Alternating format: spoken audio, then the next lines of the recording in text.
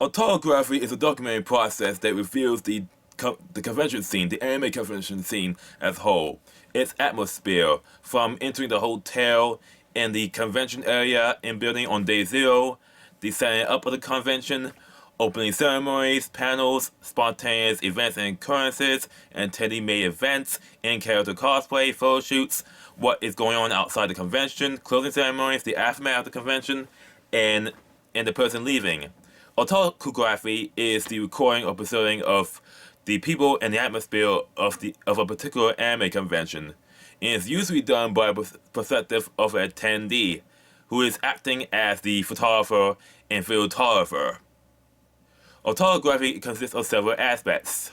First, there's cosplay photos of cosplayers, regardless of gender or sex, regardless of armor or not, Lolita, if it's basic or store-bought cosplay, or closet cosplay, or made cosplay of that is made by the same person wearing it or commissioned by someone.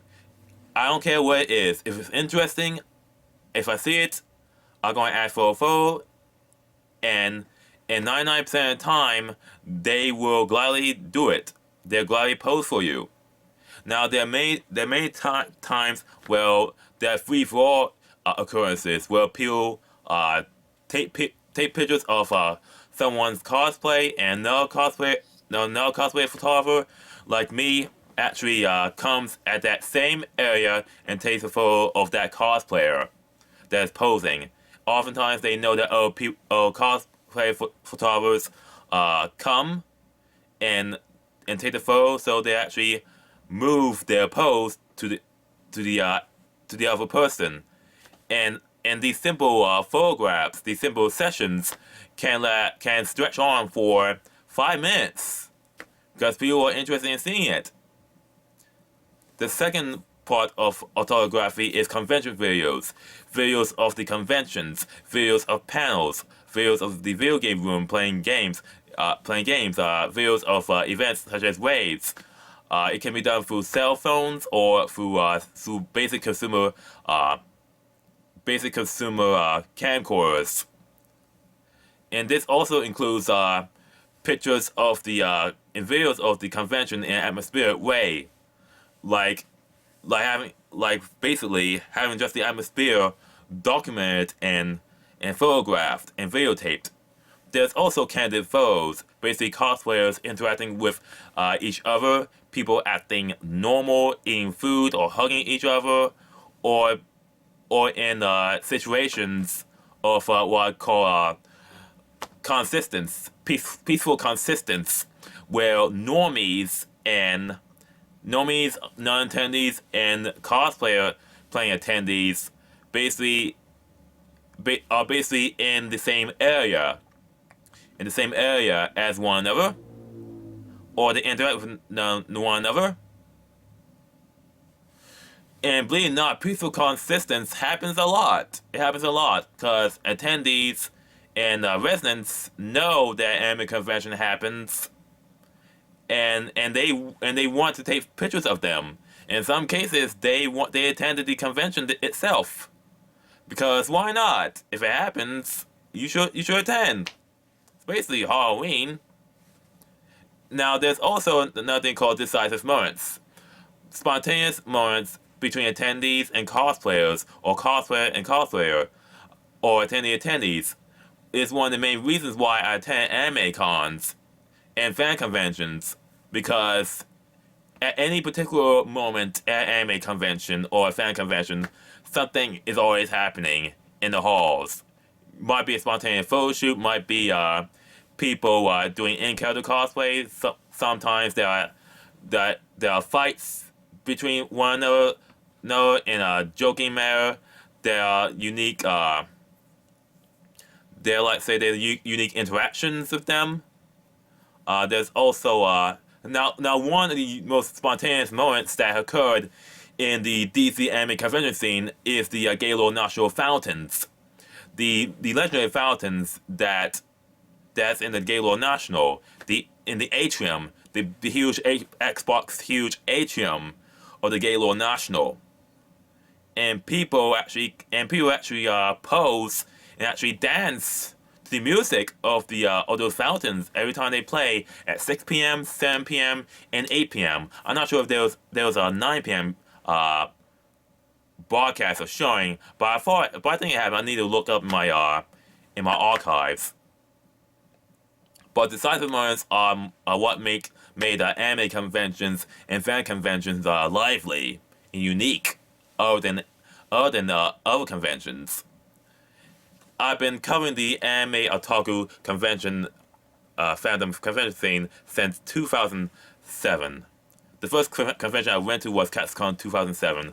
I came there as a one-day stand. Basically, you just commute, come in, enjoy the convention for one day, and go back home. I barely spent any money. I came in with the clothes on my back and my camera, which was a Kodak Easy Shot Camera. But the experience of me going there, which was almost like being in a different world, changed my path in life. At my time, I shot a dozen videos and dozens of pictures with my camera. People that were dressed like anime characters, cosplayers that I saw on television, video game characters that you control with your video game controllers, and with consoles and PCs.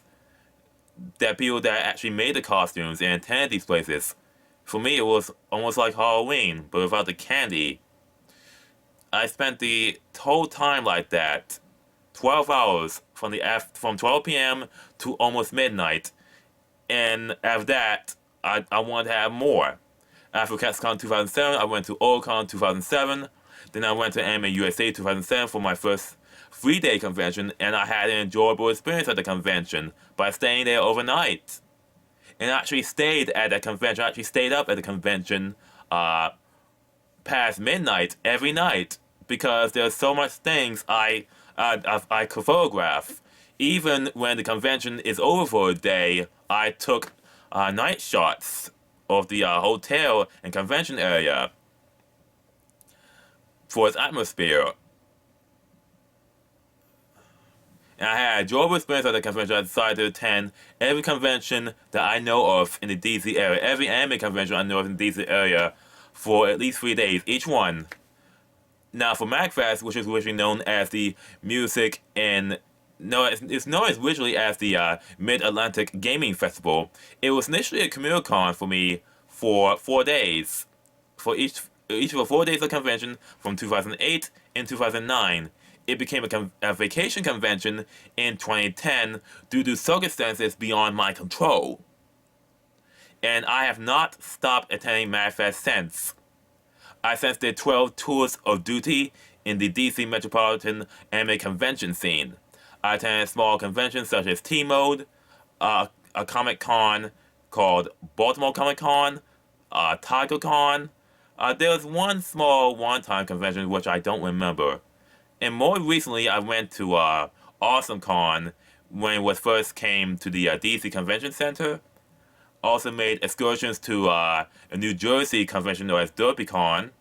And more recently, in 2019, New York Comic Con and Anime NYC.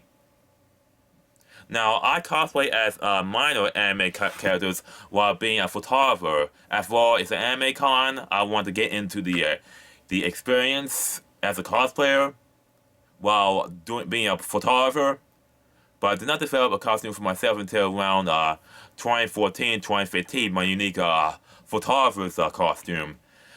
And due to the fact I've been wearing this chopper hat since 2014, 2015, I got called Chopper a lot from the anime/manga One Piece, even though I don't even cosplay as a character. It's my way of standing out. And if at any point I do a news segment or a video segment where I have to show my face, it's always going to be me wearing the legendary chopper hat from One Piece with the Sucker Pass police jacket. Despite the fact that I've been using YouTube for 12 years, I never had or did a serious effort in producing videos or uploading or creating my own channel or maintaining my own channel until 2019, when I created a separate channel called Ministry of Otaku, which is the channel you are at right now. Much of the footage I recorded has never seen the day of light due to work, family commitments, and time constraints, and me being mentally exhausted after going to an anime convention. I've taken over 10,000 photos. A good portion of them are cosplay hall photographs, and over 2,000 video clips taken. I'm not sure how much actual videos I've taken, so it'll take me years to upload all the footage. So in effect, I was the resident cosplaying hallway photographer, cosplaying hall photographer, and in essence, the cosplaying Otakugrapher for the DC metropolitan area for 13 years. Now I want to explain the tools of the trade. There are point-and-shoot cameras, bridge cameras, cell phone cameras, camcorders, but the head cam and body cam. The most used tool is the cell phone camera. It's literally I use a point-and-shoot camera from Canon or Kodak, but it's mostly been replaced by cell phone cameras and my bridge camera. Now for the point-and-shoot camera and cell phone camera, is for me to use and bring to any anime convention. If there's one thing out of a few things you always have to bring to an anime convention, it is a camera. If you don't, you will regret it immensely. If you have a cell phone camera, that's better because you can send pictures through the cloud service or through social media if you want to share your best photos or decisive moments you got, the scenery or the atmosphere of the convention, event photo shoots and the like, short videos. But nowadays I just use the cell phone camera and the Sony bridge camera, the Cyber Shot camera.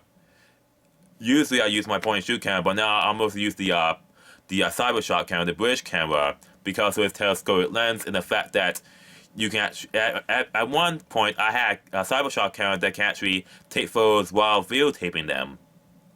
Nowadays, if I want to videotape something, I have to use my cell phone camera or my camcorder. Now, for my regular camcorder, it's used for B footage and for recording panels and major events. Now, for regular B shots and for high definition shots, and now recently ultra wide screen shots, I use one of my other cameras, the LG camera, the LG cell phone camera, LG V7. I actually bought it refurbished, like new, for under $200, and it's used for 4K shots in ultra high definition, and for ultra wide screen footage.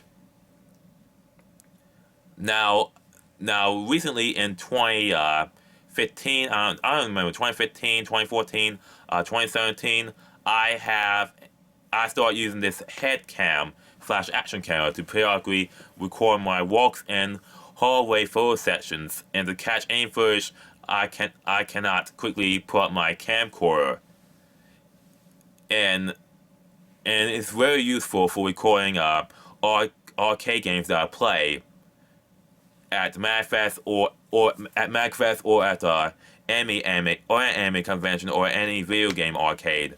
And it's been real useful, especially when I was at round one arcade scene at the Towson Shopping Center. And finally, I have this body cam. I have a body cam that I recently bought last year. I think. And a body cam can be used for at least 8 hours a day and can be charged when you're not using it on the field. Like the head cam, you can catch footage. I have no time to pull up my camcorder, and it's really useful in many situations. It's also useful for security reasons, just in case I get attacked. And if I get threats of attack, I can actually pull my body cam and show the footage to security. Luckily, that never happened, and it's very useful to me. And I've also been using this body cam to record footage of me coming to and from the airports while going to and from the anime conventions. So that's about it. That's me as a cosplaying otakugrapher. I just want to put this video out because I want to tell them how. Actually, I just want to tell people the basics of otakugraphy. Next video, I'm going to explain how I do my otakugraphy, how I do my photography, how I do my whole cosplay photography, and what is my protocol in doing these things. So that's it. If you like this video, please like and subscribe. I'm almost to 900 subscribers, and if I get to 1,000 subscribers, that would be great. That would be a great milestone. And I'll be doing and if that happens, I'll be doing a live Q&A session on YouTube as soon as I reach 900 or 1,000. So that's it. This is J-Kid, the Otakugrapher, signing out. Hope you have a good day, whether you're at an anime convention or not. Might be stuck at home for the foreseeable future, with the way things are going.